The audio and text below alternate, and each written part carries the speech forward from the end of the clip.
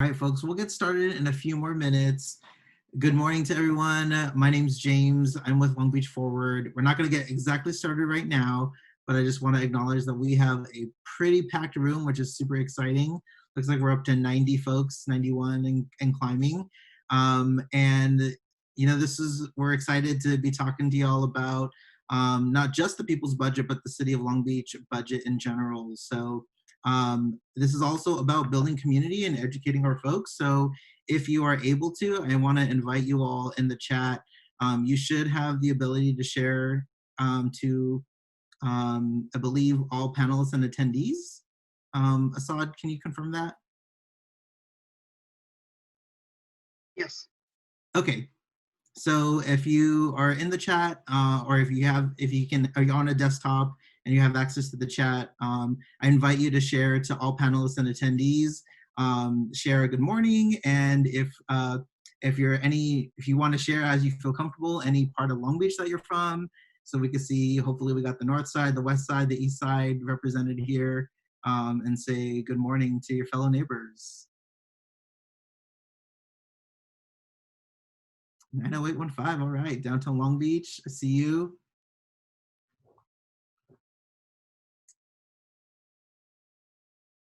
Ooh, it is flooding in. Oh, this is so cool. Oh, so dope. Okay, cool. Awesome. I see 2nd Street. Oh, we got some support from Selena. So thank you for being here. I'm seeing the Anaheim area, Wrigley. Awesome. Oh, someone who teaches ethnic studies at Poly. What's up? Poly's in the house now. Got Black Lives Matter here. Thank you for being here. Thank you for showing up. Excited to do this work with y'all. North Long Beach. All right, we got the north side in here. 90804, love it. Ah, this is so cool. Good morning, everyone. It's a great day to be talking about the city budget and defunding the police. Got some support from Wilmington as well. District 3, North Long Beach, Bixby Knolls. Alamitos Beach. All right, I'm loving it. Wonderful, wonderful. I'm also seeing so many familiar faces in here and a lot of new folks, so that's super exciting. This is about, and now we're at 137 attendees. That's awesome.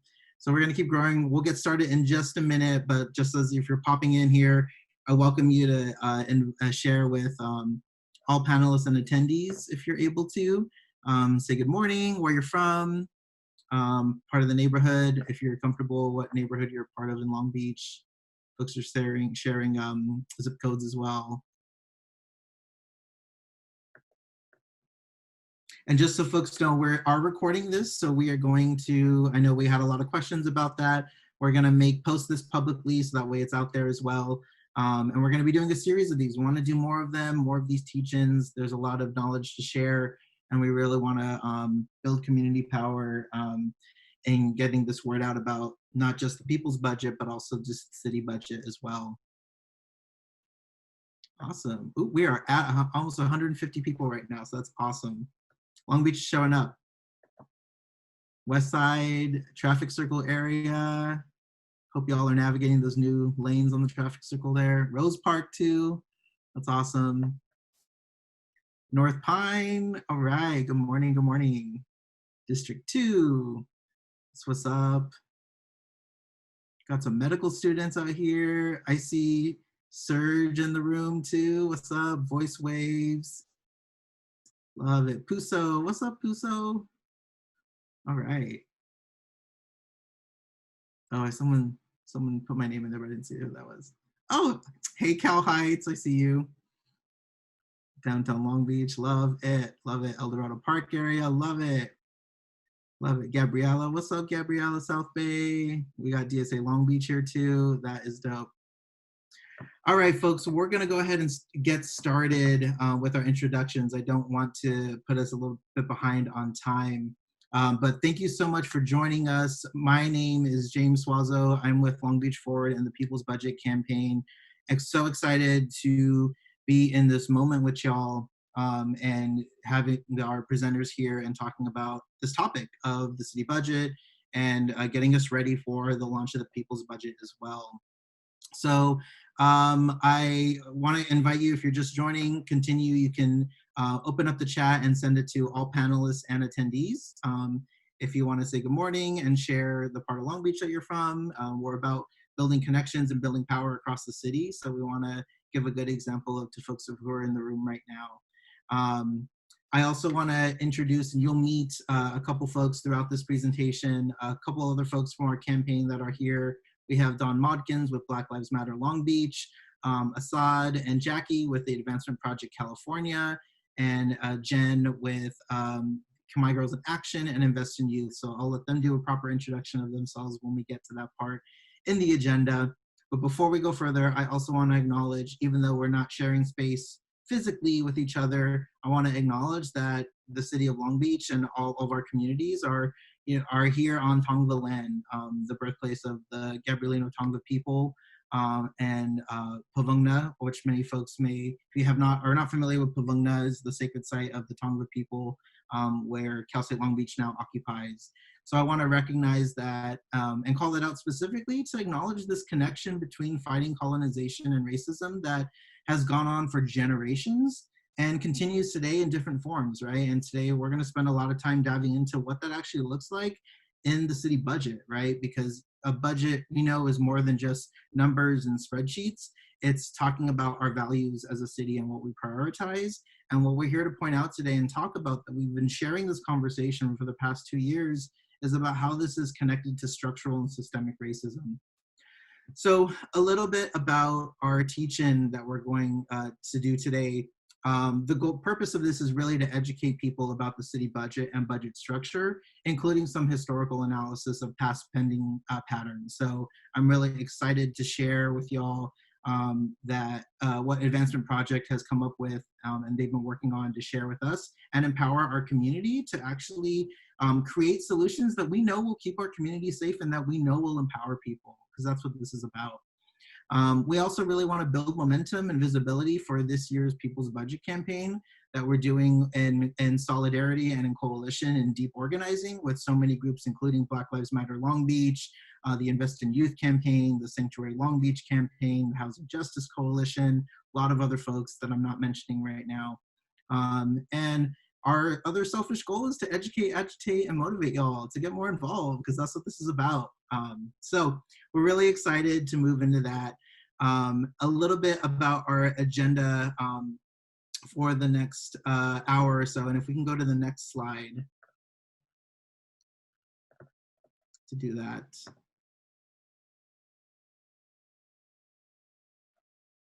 Assad is our slide person. Yeah, 1 second, guys.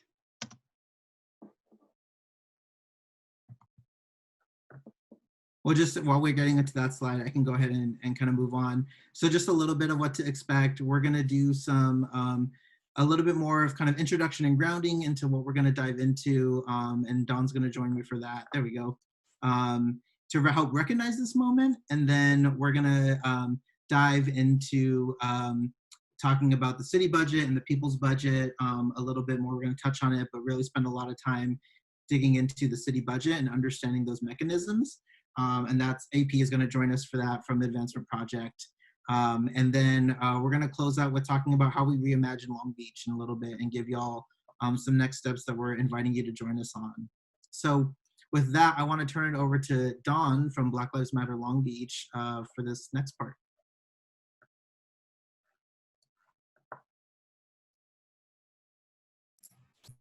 Good morning, everybody. Can you hear me okay? Yes, we can. All right.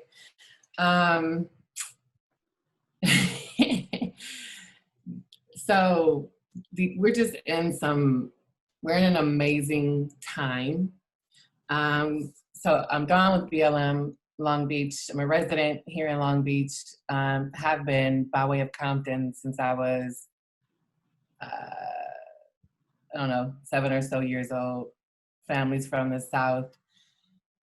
And I think I was raised kind of Southern. And I'm just going to go off the top here about like where we are in this moment. Like we know how much our country was just formed, rooted in white supremacy and built on the back of stolen people. And that white supremacist foundation is still like at the foundation of all the systems that we use today, our education system, our political system, our legal systems, our economic systems, right? And so, for BLM, for Black Lives Matter, the global network, which our global network, which is also a part, for those who may not know, is also a part of a broader global movement for Black lives. The movement for Black lives is a network in itself that's made up of over 100, I don't know the exact number, but over 100 other Black base building organizations. And by base building, I mean these are national networks who have bases of membership of other Black organizations throughout the country and throughout the world. And so Black Lives Matter Global Network is a part of that broader Black movement. So I'm saying that to say that we are not alone in this work. And, also grateful that we're not alone in this work in terms of Black bodies who, are rolling with us right now. And so we are constantly having to disrupt these white supremacist structures that we know are rooted in anti-Blackness. And that anti-Blackness shows up in so many ways, not only inside of these systemic structures and institutions, but it's permeated throughout other groups, other organizations, other people for generations. And now I think our world is having to go through this process of having to unlearn that white supremacy. And, and when we say white supremacy, I think most of us know this, that doesn't necessarily mean just white people are racist, right? It means that there's some certain ways that we look at Blackness that we've been taught generated so long ago that still exists today. And so I'm grateful that folks are looking at themselves, looking at each other, having hard conversations about how we see each other and specifically Black people, and in ways that disrupt white supremacist contexts. And so there was the other point I want to hit is, so how are we reimagining how we're looking at Black people, Black lives right now, specifically in Long Beach, and how we're disrupting white supremacy and anti-Blackness right here in Long Beach. And so we know systemically, institutionally, that exists at Cal State Long Beach. I don't know if you all remember when there was an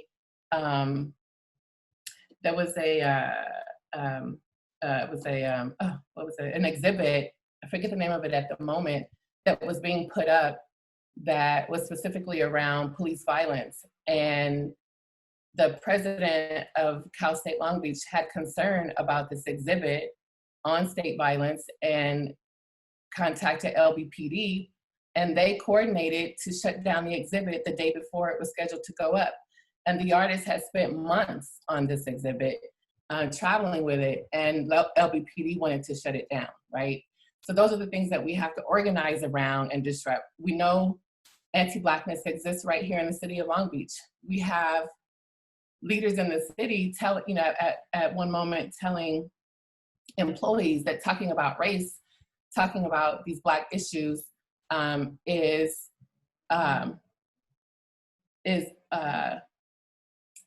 what was the word used? Was it was a certain word, political. It was more than just political, but that they needed to stay neutral, right? Let's not talk about race and these Black issues. You have to stay neutral.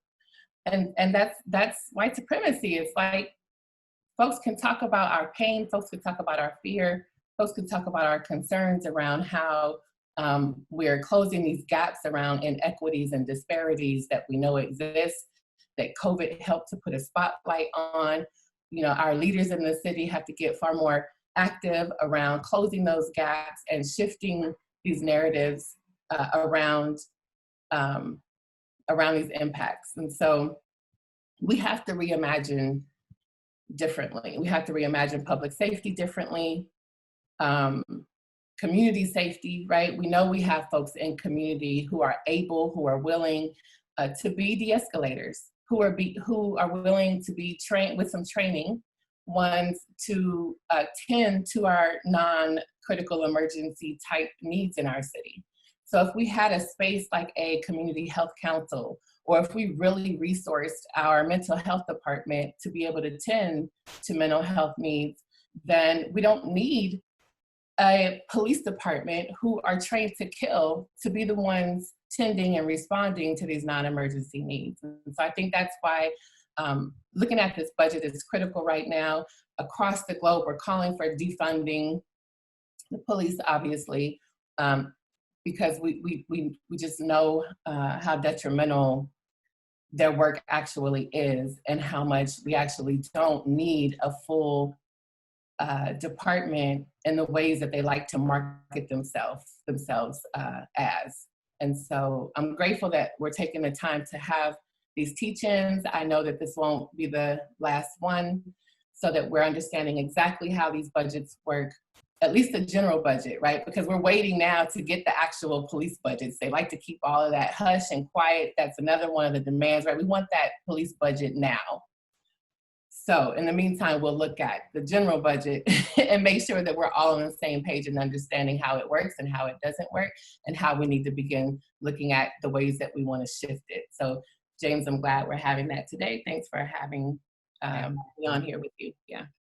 Thanks, Dawn. And I just want to emphasize, like, y'all, this organizing work is so critical for us to centralize Black lives and be working with organizations like Black Lives Matter Long Beach. I know there was a question I just want to acknowledge in the Q&A about how to join Black Lives Matter Long Beach. So we'll definitely get that information out there and share that. So thank you, Dawn, so much. Dawn's gonna share a little bit towards the end of this too.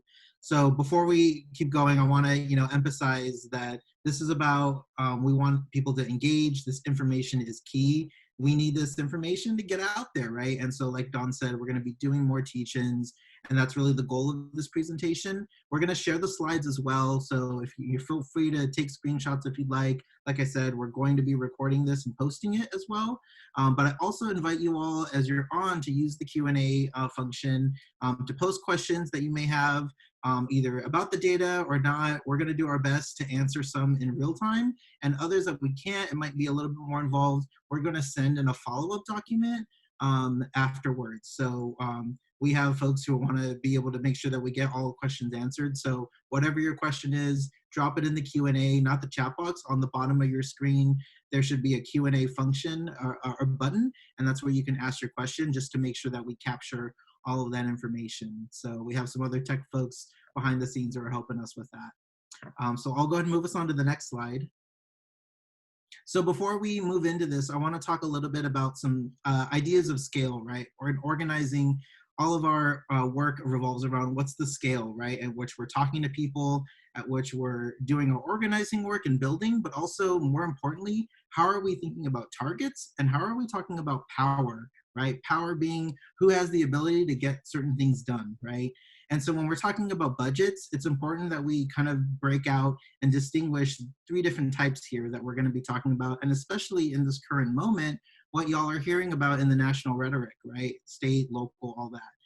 So when we think about our state and federal government, right, at that one level of institutions and power, when we think about the budget, there are things like unemployment insurance, Social Security. Y'all have probably heard a lot about the CARES Act, which is this massive stimulus piece around in response to the pandemic, right? And there at the state and federal level, we have our state legislature, we have federal representatives who are making those decisions.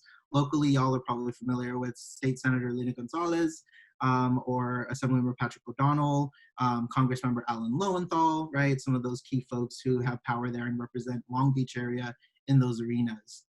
When in the middle, we have the Long Beach City budget, which really actually has all of this authority over health and housing, youth and parks, and state and federal implementation. There's a lot of power centralized, especially in our local jurisdictions and at our city level. And Long Beach being the second largest city in LA County, we have a lot of weight when it comes to how certain decisions get made. Oftentimes, when things are happening either across the state or in the region, Long Beach is playing a big leading role in that. And so the people in those power structures are our mayor, Robert Garcia, and our city council members. There's 9 of them. If you don't know who your city council member is, we're happy to share that information because y'all should know who your city council member is. And I know I saw at least one city council member from District 2 on this call. They were in the chat box. So I would encourage you to think about that. And a majority of this, all of this presentation is going to focus specifically on the Long Beach City budget. But we also want to point out that there's the Long Beach Unified School District, which is this third realm that oversees the school district budget and the LCAP, which stands for the Local Control Accountability Plan. If you're not familiar with the LCAP, that's a big area of the budget that there is some awesome organizing happening on. I would encourage you all to look that up and we can share more information on that. But the LCAP is about directing dollars towards high need students, including low income students, English language learners, and foster youth.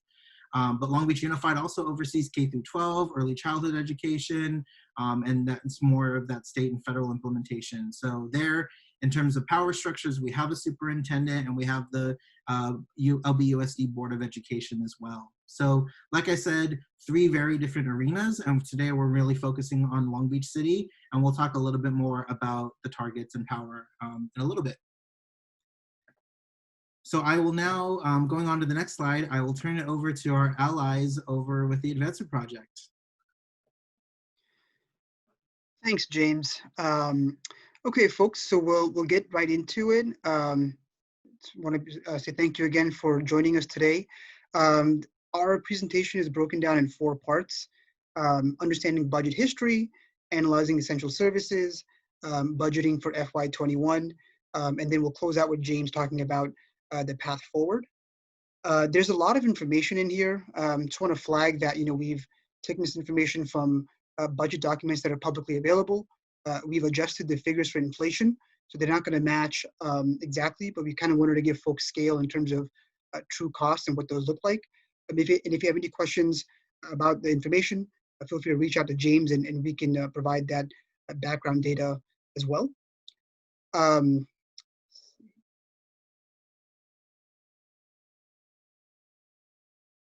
So the first part is understanding budget history to shape the future. So we'll take a look at what the history of the budget has been for the last decade and a half. And so we'll go right into the city's total budget. Today stands at about $2.8 billion. You can see that there have been a lot of ups and downs in the budget. This is the total budget. So it includes the general fund, it includes proprietary agencies, it includes departments that generate their own revenue. And there's been a lot of ups and downs. A lot of it can be attributed to the recession, a lot of it can be attributed to the economic recovery. At the same time, Long Beach does have some unique agencies, such as energy resources, water, the port, which are technically sort of independent departments. They generate their own revenue. And those revenues, obviously, as you can imagine, with the port and energy resources and water, is sort of up and down every year. These figures are normal. Most cities have very large total budgets, and revenue generating agencies do see shifts year to year. But for the focus of this presentation, we really want to talk about the general fund, which I'll get to in the next slide. And the general fund, just a basic overview, it's basically unrestricted money. It's resources that jurisdictions can use to spend on their priorities. And so we're going to focus on that. So while the $2.8 billion figure is quite large, a lot of that is tied into specific infrastructure projects. It's tied into specific operational requirements, which you can't move the money from there, but there's still a large amount to play with the city's general fund. And so we'll go deeper into this chart and sort of look at that history and what that's looked like. So the chart here provides an overview of the general fund over the last 15 years, adjusted for inflation. And today stands at about $557 million for FY20. The same trends we've seen for the last couple of years. There was a drop off after the recession. There was a recovery after the recession. There's revenue generating measures like Measure A, which provided and bolstered the general fund. So it's been rather consistent for the last 5 years, but we definitely have seen big drop offs between fiscal year 07 to 12, where it went from $484 million to $430 million. This chart is important because it's, again, flexible revenue. And so this revenue, the priorities are really decided over here. And so ensuring that there's a strong general fund commitment to core and essential services is key. And again, for fiscal year 21, we're not sure what that looks like, just because there are some economically sensitive revenues that are impacted by sort of the pandemic-related shutdown. And we'll dig into the history of the general fund and where those commitments have been made for the last couple of years.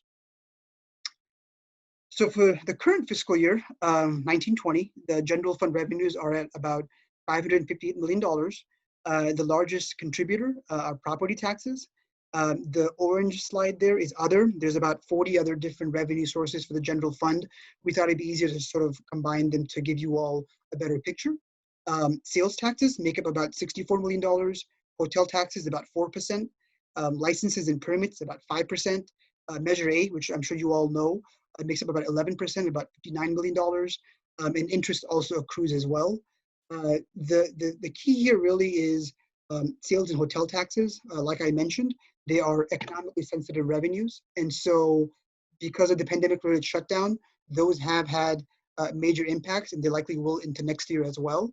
And so when it comes to flexible spending, those sort of regressive revenues that rely on the economy will have an impact in terms of the services that are available for community residents. On the right, there are some updates. These numbers, again, are estimates, and so they're not final, and there are going to be more updates moving ahead. But general fund losses are between $25 and $41 million for the current fiscal year, likely due to pandemic-related purposes. Given the reliance on economic activity, shortfalls are realized in sales taxes, hotel taxes, business taxes, which again have an impact on the amount of available resources. Measure A is also appeared to be headed in for a loss for about $7 million. And so, whatever projects that were planned for this fiscal year and next fiscal year using Measure A are going to be impacted as well. And so there should be some adjustments there. And so this gives a good picture of where the revenues come from. We'll go into now expenditures. And so we talked about total budget, we went to the general fund. Now we're going a layer deeper into where this unrestricted money and priorities are spent. So for the current fiscal year, I've sort of tried to combine a lot of the departments to make it easier to see because there's a lot of information in there. I've outlined health, libraries, PRM, which is the Parks, Recreation, and Marine Department, and Public Works, as some of the key priorities folks have brought up to us. And so it's about $93 million of total spending. Public safety is the largest share at about $243 million, about 44%. And the last one is sort of the back end operational functions of the city. That's about $218 million, about 40%. So again, there's a lot to be said over here. I think we all realize that, given the public health crisis, the fact that there is limited spending in health, libraries, parks, recreation, marine, public works is an area that where attention should be paid, just because we're not sure what the future looks like. And so really trying to figure out, how do we balance our priorities and provide communities the key services they need.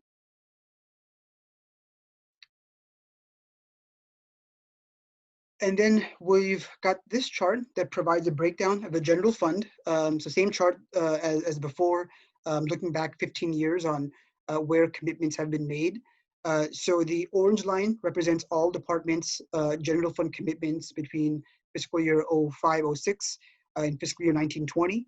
As you can see, fiscal year 06, about 45% of shares of general fund shares were committed to public safety, 55% went to all departments. There were some up and downs. We scaled this chart to make it easier to see. And today it stands at about the same. So again, this is really a question about narrative and figuring out, we know the recession happened. We know the economic recovery happened. We know what happened related to COVID. what makes sense for community priorities in terms of, housing, healthcare, and the real essential services folks need. This is a good chart that provides a breakdown of where priorities have been for the last 15 years. Now, we're jumping into core services. We really identified, again, health, libraries, parks, public works, public safety, and other departments to take a look at 15 years of what's happened to spending. The gray line represents sort of the core services I just mentioned, about $87 million in fiscal year '06, about $93 million in general fund commitments in fiscal year '20, about a $6 million growth over 15 years. We all know that the city has grown, level of need has increased since the recession. Obviously, in the last couple of months, the level of need has increased, and so flexibility has been limited in terms of being creative about core community services. The blue line represents all other departments, sort of the back end services for the city. So about $170 million in '06, but $218 million in 2020, which makes sense. I think a lot of times, cities have grown, and so providing some of the back end services make a lot of sense.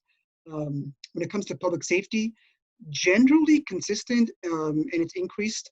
So there was a slight drop off in the post-recession years, but it's generally increased since the recovery has taken hold, starting in fiscal year 15.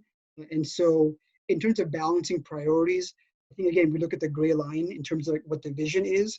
Right now, folks do need some of those core services that would lie within the health department. And so trying to figure out what the best strategy is to engage this message is probably key.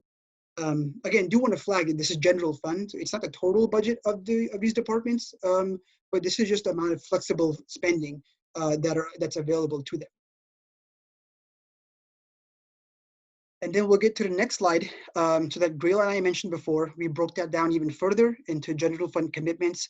So we looked at health and human services, library services, parks, recreation, and marine, and public works. The blue line provides an outline of general fund dollars available to the Health and Human Services Agency. So about $6 million in fiscal year '06. It stands at about $3.4 million in fiscal year '20. The orange line is libraries. About $14 million in fiscal year '06. Today stands at about $14 million again, which, again, the question becomes, as the community has grown, as the community has changed, how have we met the need for residents is key. The gray line represents park, recreation, and marine. So about $31 million in fiscal year '06. Today about $35 million, so about a real growth of about $4 million. And the last one is public works. Ballpark around $38 million in fiscal year '06, '07, and stands at about $40 million today. So overall, there's been growth, but growth hasn't necessarily matched the 15-year arc of the city. As you can recall in the charts earlier, especially after fiscal year 15, general fund availability increased by a lot. And so, it hasn't necessarily matched what these departments' commitments are. And so trying to figure out a best way to sort of convey this is definitely key for advocacy purposes. And this chart sort of outlines some of those core departments. Again, repeat, this is general fund commitments to 4 departments that some of our Long Beach Forward partners have identified. Obviously, we can go deeper into other services offered as well. There's been a net decrease in investment in health services through the general fund in the last 15 years, so down by about $2.1 million. Libraries have generally stayed the same over the last 15 years. Parks, recreation, and marine, some small increases around the edges. Public safety has seen the largest share of increase over the last 15 years. And in public works, again, it's about $4 million around the edges in terms of increase of general fund commitments. We wrapped up that session now. We're going to be jumping into essential services, but I'm going to see the Q&A if folks have any questions that I can answer quickly, and then we'll go from there. Because we have a question about the hiring of additional positions. Yeah, so for every department, there are positions available, so we can definitely get that in there. In terms of breaking down positional costs for payroll, benefits, and pensions, let me dig into that. I think that's also public information, and so we can provide that information as well. I see there's other questions as well. For time purposes, I'm going to move us forward, and then we'll wrap these up and move on from there. So the previous section, we covered sort of the big picture budget, the total budget, general fund spending, some of the priorities, and looking back at a 15-year arc of spending on core services. Now we're going to really dig into some essential services. These are services that a lot of partners have identified that are important, and we sort of dug into what their budgets look like in the current fiscal year, in previous fiscal years, just to give people a better idea, because once you're more familiar with the operational aspects of these services, it's better. It gives you a good tool to actually engage in conversations that lead to more services for our highest need residents.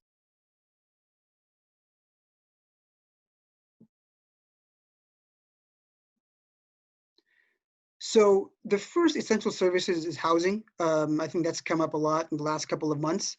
Housing is divided into a few different agencies within the city. So the first agency is the Development Services Department. They have a Housing and Neighborhood Services Division. Overall, they manage CRA projects. They oversee housing operations from affordable housing, renter and buyer assistance, federal grant administration, community outreach, neighborhood resources center. The fund analysis for fiscal year 1920, about $46 billion. A majority of that, about 70%, comes from the former successor agency, which was formerly the CRA fund. And then the community development grant funds make up about 22%.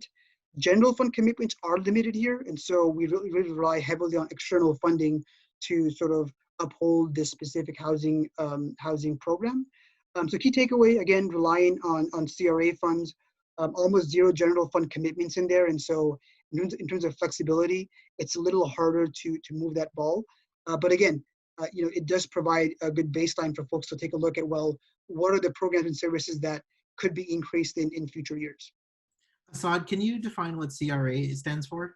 Sure. It's the Community Redevelopment Agency. It was a statewide agency that focused on blight and addressing how we can sort of address those in communities. During the recession years, the state had to scrap those agencies at the state and local level. But there were still projects in the pipeline that were going to address some housing and neighborhood issues. And so that's where the CRA sort of comes from, where we're trying to still finish out some legacy projects from that era. Next, within housing, also in the Department of Development Services, we had the Code Enforcement Division. They issue citations, they implement vacant lot registry, they inspect cannabis proprietors, they focus on nuisance abatement. For fiscal year 1920, they're budgeted for about $7.5 million. About half is general fund, and about 25% comes from the Development Services Fund, and about 20% comes from community development grants. The key takeaway, again, in fiscal year 05-06, the total level of commitment stood at about $5.7 million. Today it's about $7.5 million. It's a real increase over 15 years. Has been about $1.8 million. And so again, when it comes to commitment from the general fund, code enforcement has seen a limited share. And the last thing to close out on that, the fact that half of the funding comes from the general fund does increase the level of risk for cuts in the upcoming fiscal year, because there's so much uncertainty when it comes to revenue available in the general fund. And so code enforcement definitely is a division that advocates should look out for, to ensure that whatever cuts happen, to track what those look like in future years. Next, we'll jump into the last division of housing, which is actually located in the Department of Health and Human Services, which is the Housing Authority. They provide support on rental assistance, vouchers, case management, veteran services, senior services, financial literacy courses, specific programs for our disabled communities. Total budget, about $93 million for fiscal year 1920. 100% is funded by the Housing Authority Fund via the Federal Department of Housing and Urban Development. So again, the key takeaway here, zero general fund commitments, but spending does provide protection. So, in a weird way, there are no general fund commitments there, but because there are external sources, down revenue years protect this service from being cut. And so that really does provide some stability moving forward to actually expand programming, because there is a level of consistency when it comes to revenue resources for the Housing Authority. Next, we'll jump into Measure A, which was identified by partners. And so we just covered housing and how it's divided in a few different agencies. We're going to cover Measure A, which was a ballot measure that was passed a few years ago in Long Beach that really looked to address issues of infrastructure and public safety. And so we've taken the numbers the last few years, adjusted it for inflation. So as you can see in fiscal year 17, commitments to infrastructure were at about $27 million. In public safety, it was about $9 million. But over the last 4 fiscal years, it's sort of shifted where infrastructure spending has seen an annual decrease every year. And there's been a large proliferation of commitments in public safety over the last 4 years. So again, trying to figure out, how to balance priorities is key.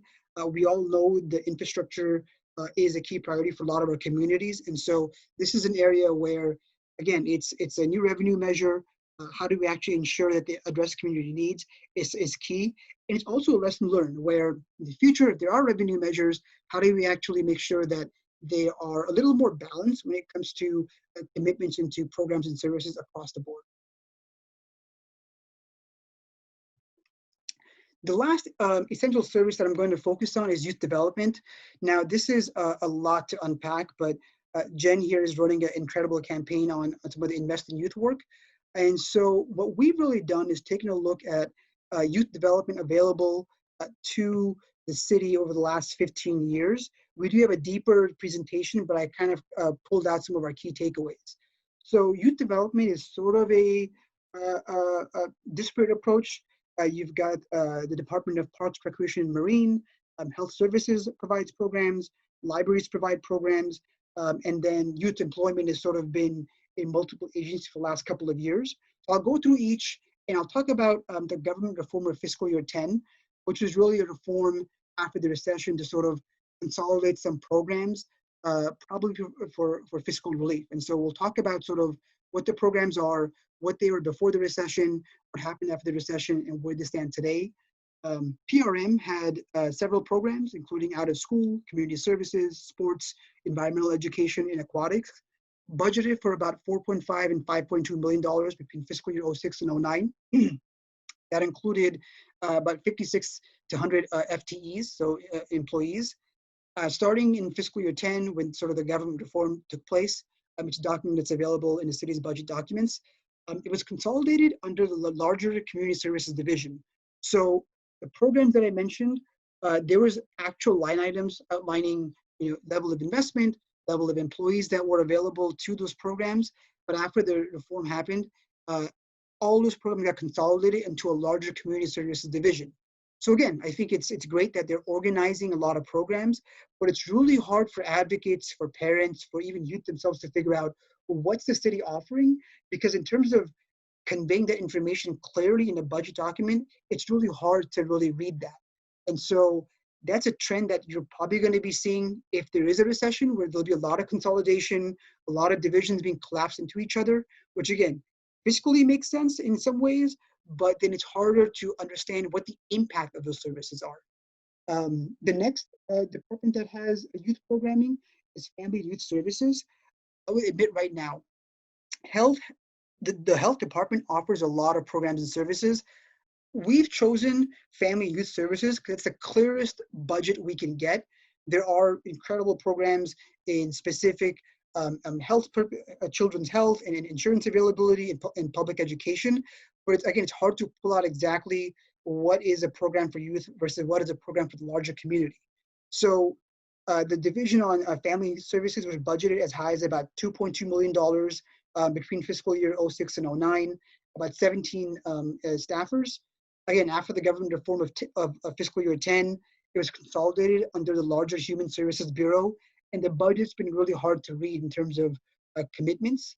There has been some good news, and so there have been some investments through grants from My Brother's Keeper, federal and state grants. But again, it's one of those things where clarity and information has really been a challenge in terms of reading youth investment for the health agency. The next one is libraries. They had a youth literacy development program between fiscal year 06 and 09, budgeted as high as about $3.2 million and 36 staffers. After fiscal year 10, it was eliminated, with the functions of the youth literacy program redistributed into main and neighborhood library services. And the budget was sort of ambiguous. And so we didn't quite understand what exactly happened to it. Today, fiscal year 20, there is a legacy youth related program that lives under main library services, but it's hard to really tease out what the level of investment is in terms of that program. So again, that information probably is available. It really is a matter of tracking staffers, tracking level of investment, but it's hard for the average advocate, parent, or young person to figure out what's really available in terms of larger programmatic purposes within the agency. And the last youth program I'll talk about is youth employment, which was brought up by a lot of our partners across the board. So between fiscal year 06 and 09, it was under the community development department. The program was budgeted as high as about $3.6 million and 19 employees. Starting in fiscal year 10, the community development department was dissolved and workforce development was actually transferred under the HR department with a really kind of an ambiguous budget. And so again, same thing as we saw in PRM, where there was a lot of consolidation, a lot of transferring. It was hard to really read what those resources and services look like. Starting in fiscal year 16, it was eventually transferred under the new Economic and Property Development Department, which is renamed to the Economic Development Department in fiscal year 18. So the last 15 years, youth employment has really lived in 3 different departments, multiple agencies. And it really hasn't really seen a lot of sort of specific, larger, goal-oriented stuff because it has shifted so much across the board. And the story here that I really want to say, and I think I've said the words a lot, is sort of consolidation, divisions that are being merged together. That might be a trend. If the recession does take hold, we could see another sort of a reform-like measure like happened in fiscal year 10, where it won't just be youth development. It could be in infrastructure, it could be in parks, it could be in other programs and services that are important to communities that might be consolidated. It'll be really hard to figure out, well, what the needs are, what investments are, and whether they're matching community needs. So I've gone through a lot in those slides. Again, for time purposes, I really want to be respectful of everyone's time. Let me scan some questions to see what has come up, and then we can maybe go from there. So we have a question here that says, how did the City Council justify the shift in Measure A fund dispersal 4 years ago? That's a great question. I don't have a direct answer. I'm not sure if some of my colleagues on the panelists have an idea of exactly what happened 4 years ago at Measure A. Yeah, I mean, and also James, feel free to chime in.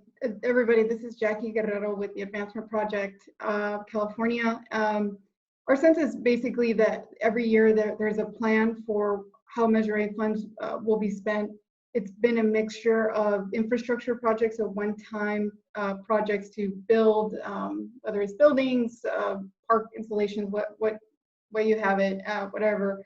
But then there's another part of it that is structural, that is hiring police officers and hiring staff. And so that part of the budget has grown over time. And so that's, my sense is what keeps eating into those Measure A dollars. Because once you hire staff, that's an ongoing expense that you have to account for in the future. And that's also costing more money over time. Great, thanks, Jackie. So we got one more question and I'll pass it along to you for the last piece. And so this question is about looking into access for youth, women, LGBTQ plus communities. What does funding look like in the health agency? Great question. We'll get back to you on that because that information is available. I know the slide we had on healthcare really focused on youth development. So we'll tag that and we'll add that in as well. And then we'll move on and then we'll collect more questions as we keep going. Folks, thank you for your time. I know it was a lot of information from the budget history, the total budget, the general fund, specific essential services. And feel free to email us if you have any specific questions. We'd be more than happy to connect with folks. I'm going to pass it to my colleague, Jackie, who just heard from, who's going to talk about fiscal year 21 and what the future looks like for the city. Jackie, it's all yours. Yeah, thank you. And I also want to be conscientious of time. I know we're almost at the hour. I'm going to try to keep my sections brief. The main thing here, folks, that I want to underline is that, we're in a moment where we're being impacted as well, obviously, by COVID. And COVID has had by the pandemic has had a huge impact both on the public health. We know that there's disparities in communities of color who are contracting the disease, and then also disparities in between who's actually passing away in the city. Adding to that, you're also seeing decreases in revenues, right? And so the main theme here that I want folks to understand is that the city is seeing less money coming in, so they're trying to find ways to make cuts in the budget. And so if y'all walk away with anything, it's that they're going to try to make cuts to the programs and services they feel are non-essential and that people won't push back against. In the past, that means that they rather make cuts to parks programming, to infrastructure programming, to cleaning and things of that nature, and trying to protect the police department. So we're seeing that play out again. And so for all folks on the webinar, this is something to keep in mind, right? We really need to protect those services that we fought so hard to get and actually expand them, the more health serving services, and trying to identify cuts in those departments that are getting the most funding. Right here, we see police department is actually the one that gets the most of the general fund dollars. If you can go to the next slide, Assad. Thank you. And so here's a list of some of the departments and the services that they provide, and how many of them are really reliant on the general fund. It's that last column to the right. And so the reason why we're pointing these out is that the more reliant they are on the general fund, that's the fund that is seeing the most decreases in revenues. And so when the city is looking to make cuts, right, any cuts to, say, the library department, which most of the services that they get or that they provide are paid through general fund, they're going to see those cuts, and they're going to be very severe to those programs, right? So here you see parks and recreation. You see a lot of community outreach programs, youth programs, special events, things of that nature. That department receives a lot of money through the general fund, and so again, cuts there will be very severely felt. If you can go to the next slide. So here are other one-time programs and services, or that a lot of the folks on this call through the budget advocacy work group were able to, in various campaigns, were able to receive and to fight for and win at City Council. And so there's around over $500,000 for census outreach. This is a one-time expense, so they only put it aside for one time. A citywide houseless efforts, so that was $255,000. Weekend houseless outreach, language access plan, expanded library hours. All those, because they're one time, the city may say, you know what, we can't afford to continue paying for those things.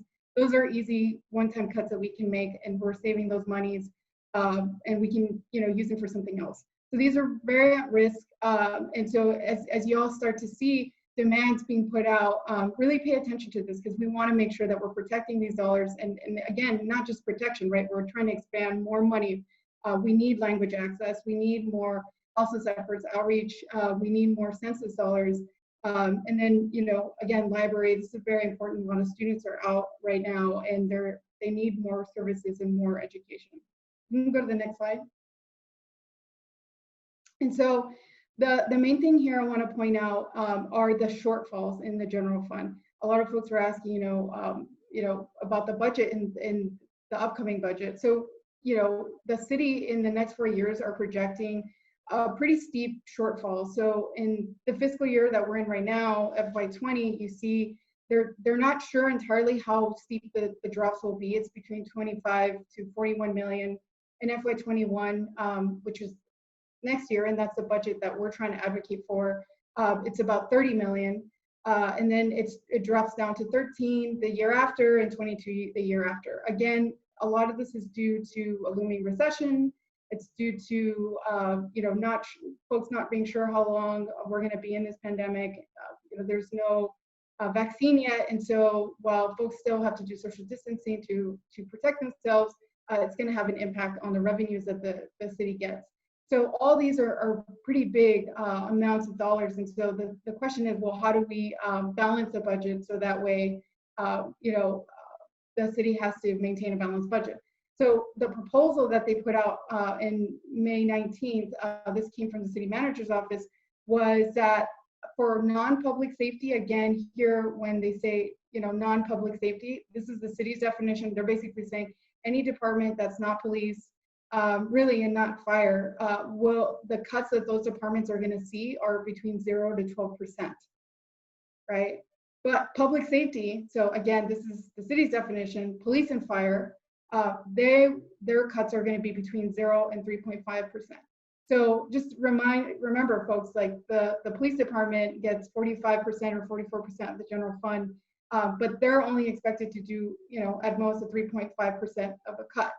3.5% of a cut of a multi-$100 million budget, of course, is a lot in dollar terms, but it's actually not a lot when it comes to the total makeup of the budget. Whereas 12% of the libraries department, who already has a small budget, is going to be severely felt.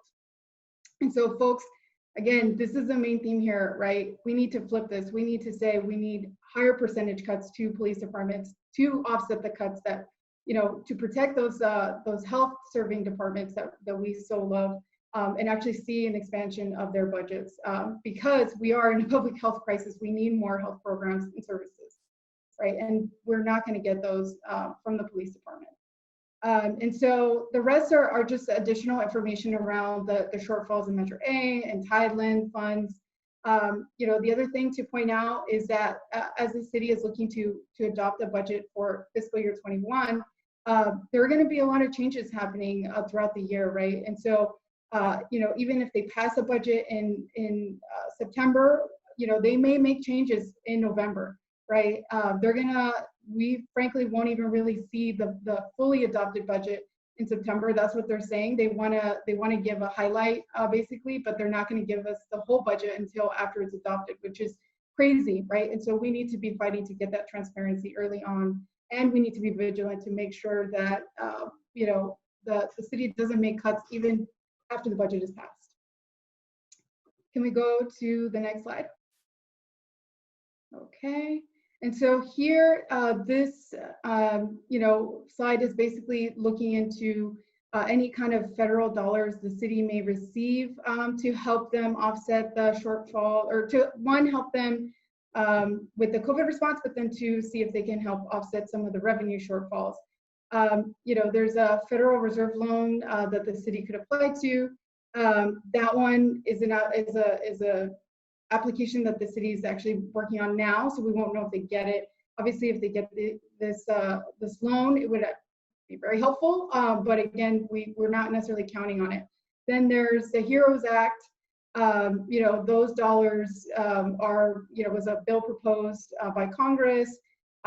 It's waiting Senate approval. You know, again, it's hard to rely on those, but if they did, it would obviously also help the city a lot. And then the last two, the Community Development Block Grant and Emergency Solutions Grant. So those, they're about 3.6 million and 1.8, which is helpful, and they've been proposed for housing and houses programs. So those are for folks working on those, you know, looking up them up, seeing what the city is doing with them, how they're spending it will be critical. We can go to the next slide. And so the last thing here I just want to point out is that the city has a reserve, an operating reserve of about 13.5 million. Really what an operating reserve means is it's a savings account that they have that if they need to pull money from to cover a certain expense that they don't have the money for at the moment, but they'll get later, like they used it. It's a more flexible reserve account. The emergency reserve is one that they've set aside for extreme cases. I read the definition, basically a health crisis is an extreme case, so they do have some money there as well to be able to pull from. The last thing is that in November, we're going to see Schools and Communities' first ballot measure. If passed, that ballot measure would bring in an additional $32 million for Long Beach. That would be a huge bump for the city, but it's so important to be ready and vigilant to get those dollars for the programs that we're fighting for. In the past, we've seen that the police officers, police unions see this money and they try to get it and make sure that most of it is allocated to hire more cops. And so again, for folks on here, pay attention in November, right? There's going to be a lot of organizing that'll need to happen afterwards if that ballot measure were to pass to make sure that we get those dollars. So I'll end there and I'll kick it over to other folks. I believe it goes back to you, James. Yeah, so I actually want to Thank you. briefly turn it over to, thank you, Jackie and Assad. Yeah. I want to turn it over briefly to Jen with the Invest in Youth campaign, just to hit upon the Invest in Youth campaign and start talking about the people's budget, but it's specifically schools and communities first as well. Thank you, James. Thank you, everyone. Hi, my name is Jen. I am the lead organizer with My Girls in Action. I am the daughter of Cambodian refugees and was born in Long Beach in 90813 area. Also an alumni of Poly High School. So yeah, we have been working on our Invest in Youth campaign for about 3 years now. It started as a campaign that came out of our previous school district work, as young people were fighting to get a school-based wellness center in their high school at Poly. We were able to win that, but as the campaign was ending and we were in our implementation phase, young people started realizing as well that they were still, even after school, they were still returning to their communities that were underfunded and under-resourced and over-policed. And so young people came together to look at the city budget and really shifting the narrative around what does community care look like in our city. I think a lot of people think that youth issues, it's on the parents to raise children, it's on the schools to teach the children, but no one is looking at the city in terms of how we really support young people. And so after years of advocating and organizing within the school districts, young people have come forward in 2018 to collect or share their data that they collected and surveyed residents around, and really just pushed to establish a Long Beach Children and Youth Fund and to establish dedicated funding. As y'all saw in the presentation, there's no dedicated funding for young people. All of the services are scattered across all departments. And so it's really hard to see how we're really investing in young people and providing those services. So we always talk about how young people are the future, right? Young people are leading the way, and they're also inheriting the world that we are currently responsible in shaping in this moment. So there's decisions being made today that impact young people regarding education, public health, housing, immigration, employment, and so on. So we believe solutions come best from those most impacted, and that's why young people are on the front lines. They're door knocking their neighborhoods, organizing and educating their communities, speaking with elected officials, and advocating in their schools.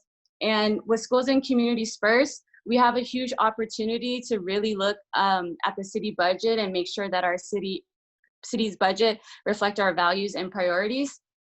As you saw on the previous slide, if schools and communities first gets passed, Long Beach is estimated to get $32 million annually, and that's going to go directly to schools and our communities that really need that support. So just for timing, there's so much more information to share, but I want to keep it moving.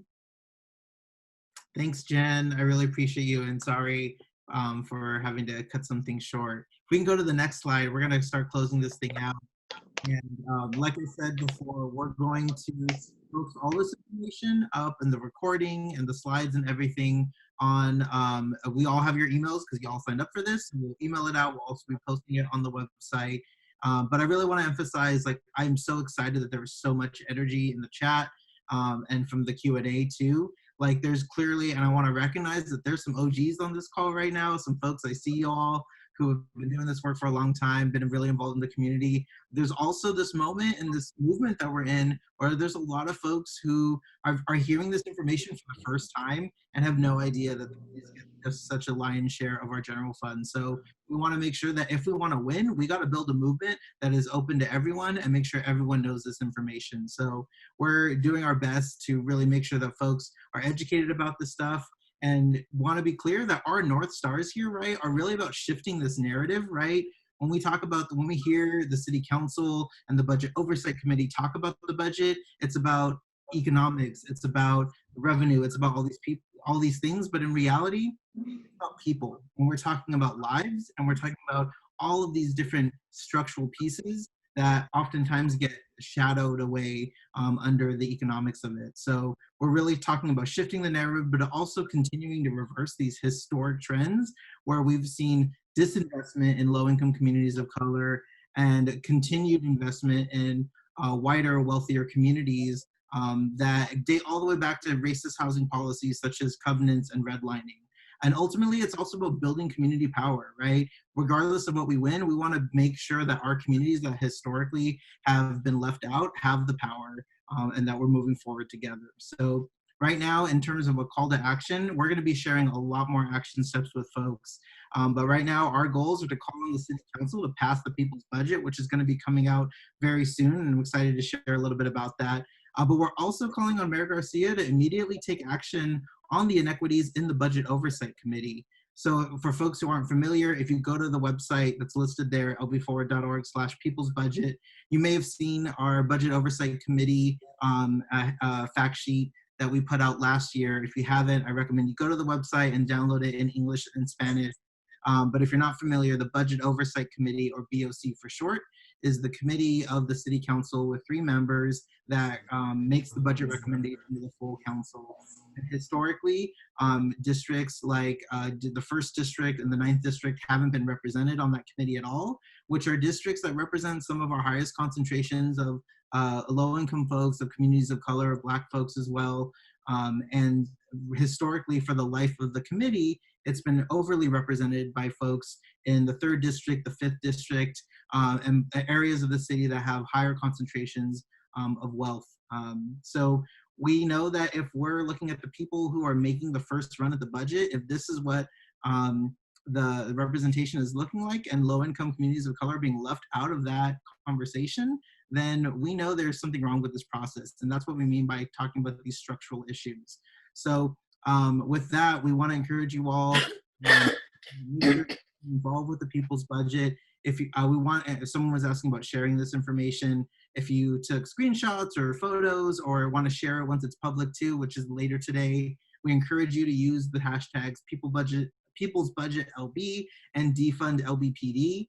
You can find that information on the website as well. We're going to be hosting a press conference, organizing a press conference on Tuesday morning. I know there's some reporters on this, so I know y'all gonna get the information soon, so don't worry, I'll hit you up.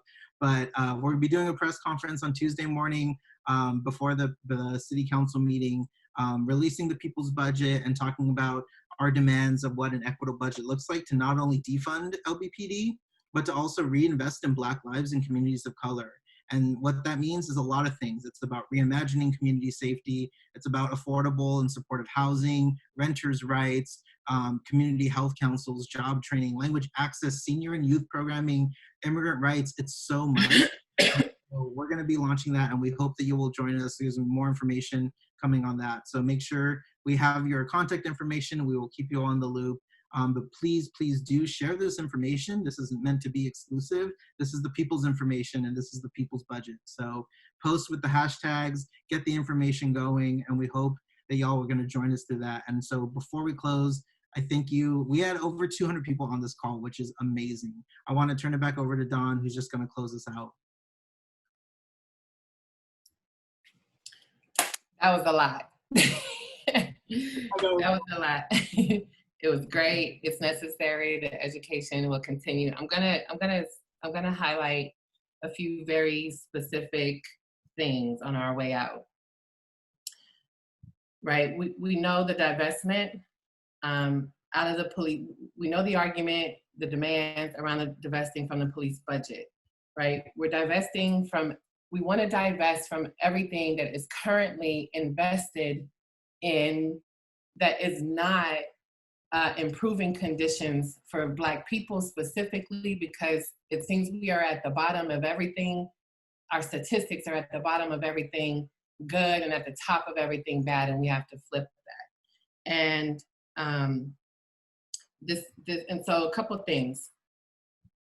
With the police department specifically, the call for transparency, we've been calling for transparency, right? For at least 6 years for us, specifically here in Long Beach, 7 years globally, just in the past 7 years, right?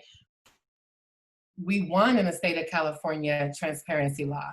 Departments across the state sought to not have to be transparent. And Mayor Garcia helped the Police Officer Association in that, in hiding police, violent police officers' records. by helping them to circumvent Senate Bill 1421. So if folks are not familiar with that, please look it up. But it says that for violent records, they have to show it. This is after they go through due process with their union. If it's in their record, the public gets access to it. But Mayor helped them put into their union contract just this past fall that they get a 5-day heads up, and the police admitted they want the 5-day heads up when the information is requested, so that they could tie it up in the courts and not have to disclose those records. So to tell us now that we agree we'll try to be transparent, you just showed us that you're not trying to be transparent. So the reforms and modifications don't work. Just cut the budget and invest in these things that we're all saying need to get invested in. The corruption with the POA is too much. They pay off our council members, our mayor in excess. Having only one council person that hasn't taken POA money or minimally is crazy. We want for our council people to stop taking money from the POA. Stop allowing them to buy you off. Stop allowing police to bully you guys into helping them cover up their harm and their violence. Stop with the backdoor deals, Mayor Garcia, with the POA. A couple other points. Investing in a Black Lives Matter education plan. I'm grateful for a couple of teachers where we did a pilot program at a couple of schools. I won't name them here. A couple of schools, we did a pilot program, and some folks in the Long Beach Unified School District were familiar with it. Black Lives Matter in schools. And it's a full curriculum that teachers can take and tweak in any way. One of our schools, instead of just doing it in their class, they incorporated it into their entire advisory program. And so, feel free to look that up. I'll try to drop might be too late to drop a link here, but we can post that on our Black Lives Matter Long Beach Facebook page and our Instagram at BLM LBC. One moment. There's, I dropped a couple of links here. The policy link did an equity profile for the city of Long Beach, and you can look at all of those statistics at how, it's systematic. It is not an accident. It is systematic how the attempt to destroy and destruct Black families. Like I am of the generation of the crack era, the intentional attempt to destroy Black families. I was speaking with a Black elder, and he said that was also in the 70s with heroin. Like, because so many of our families got caught up in this attempt to destroy us, thank goodness not everyone did, but so many did. Our generation is here having to rebuild again, having to rebuild the Rosewoods, having to rebuild the Tulsa, Oklahoma's Black Wall Streets. So Black community right now is doing that now. We're having to focus on just rebuilding our communities around jobs, around education. Black people are probably the most higher educated, 8%, I think it is, Black people, of people with master degrees in our city. Black people, I think, have the highest number of master degrees. How is it that we're like lowest employed? Housing, right? It is difficult having to rebuild over and over again when you have redlining, thank you, James, for mentioning that said we could not, like banks would not lend. The economic system, the white supremacist economic system would not lend to us, would not let us purchase property outside of the 6th district. Look that up, right? Not until 1969 or 1960, 70 or so were Black people able to even borrow to purchase homes outside of that area. Hence why it's been Black historically. Hence why people seek to try to keep it Black. Education, our youth, with Black students being suspended, being disciplined at 5, 6, 7 times higher the rate than any other students, right? Like that's systemic and not an accident. So we're looking for that investment in flipping these statistics. The, hold on, one more. For those who want to stay with me 1 second. I want to read this. The reimagining community safety, right? We want it reimagined without police terror. We want it grounded in restorative justice and in Black empowerment. We want an investment in Black family unification, community-led crisis response, violence reduction, and prevention strategies that are outside of police. We want reparations basically provided to Black and African American people from the war on drug era and victims of police violence and their families from racial profiling and that police violence. Prioritize families that are directly impacted by that war on drugs and all the social and economic opportunities, especially in the equitable ownership of cultivating and distribution in the cannabis industry. And I'm saying that specifically because I still to this day have relatives, we all have relatives who are doing time for things that now other people are capitalizing on.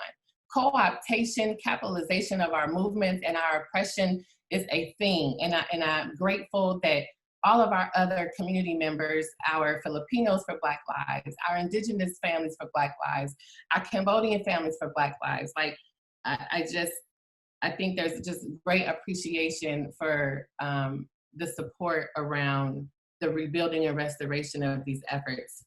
Lastly, for the city, right, invest in community-led restoration events to support stronger connections amongst Black communities. So these are just some of the things. There are others. I'll let this, I'll end this here, but just thank you again for the education. The education continues. Follow us at Instagram, BLM-LBC. You can follow our Facebook page. We are in the process of building Black, and Black community has to do that amongst ourselves. And as we continue to hold the system accountable for all the harms and to commit to these reinvestments by cutting, defunding police. So boom, there you go, James. Thank you, Dawn. Thank you so much. So y'all, I know we're over time. Thank you for folks being with us. We're closing this out. Want to remind you to keep following these organizations, follow BLM, sign up. We have your email. And hopefully that you can join us and help amplify on Tuesday at our press conference when we get this message out there. You'll be getting all that information out there, and stay tuned for the People's Budget Proposal dropping very, very, very soon. I also want to remind folks, if you're still listening and we're getting a lot of questions, this will be posted. It's been recorded. We're going to post it and share it, the slides as well. Please, please, please, you don't need to ask us to share it. Please do it already.